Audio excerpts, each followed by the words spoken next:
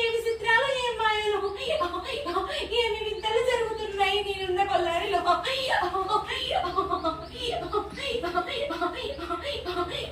నా తండ్రి శివయ్య, నువ్వు కూడా కొలువై ఉన్నావు కొల్లారిలో. తెలివక ఉన్నారు, ఎట్టి బాబులలో ఎత్తుకోనంటున్నారు. కాలు దీపం పెడుతున్నాము కానీ నాకు తెలియదు కోట్పా ఉన్నది అంటున్నారు. ఎట్టి బాబులలో తండ్రి శివయ్య, ఫస్ట్ నీ పూజలు అందినాక నేను ఆ పూజలు కదా. నేను చాలా నిత్యంగా కష్టంగా ఉన్నాను. మరి నాకు ముందు పూజలు నేను నడిపించుకోవాలనుకుంటున్నాను. మరి నువ్వు అడ్డం పడతానంటే పిల్లగాడు ఆ గుళ్ళు పొగుళ్ళు బాధలు పడుతున్నాడు, భయపడుతున్నాడు తెలుసుకోలేక. మరి నేనున్నాను కాబట్టి నా బాధ దగ్గరికి నేను రప్పించుకున్నాను.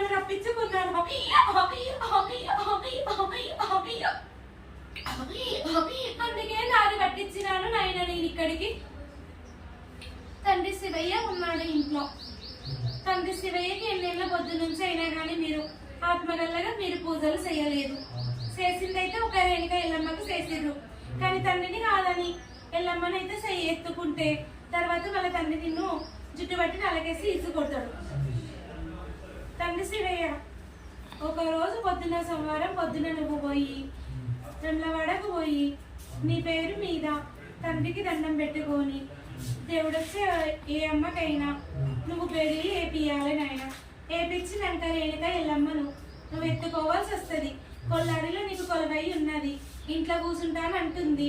నీది సొంత మిల్లాకి రైల్లా బిడ్డ.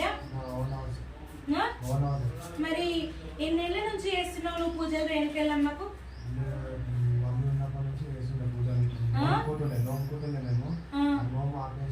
నోము ఎందుకు ఆపేసిర్రు?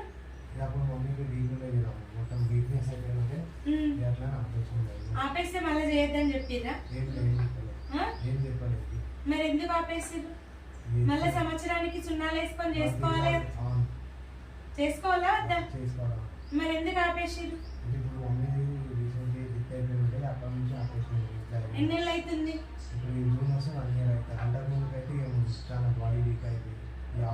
అయితే నువ్వు నోములు వేసుకొని రేణుకాయలమ్మ నువ్వు పటవ బియ్యం కొలిసి పోసుకున్నావా? మరి నోములు నువ్వు ఇప్పుడు అమ్మది మంచిగా అయిపోయినాక నోములు వేసుకుంటావా?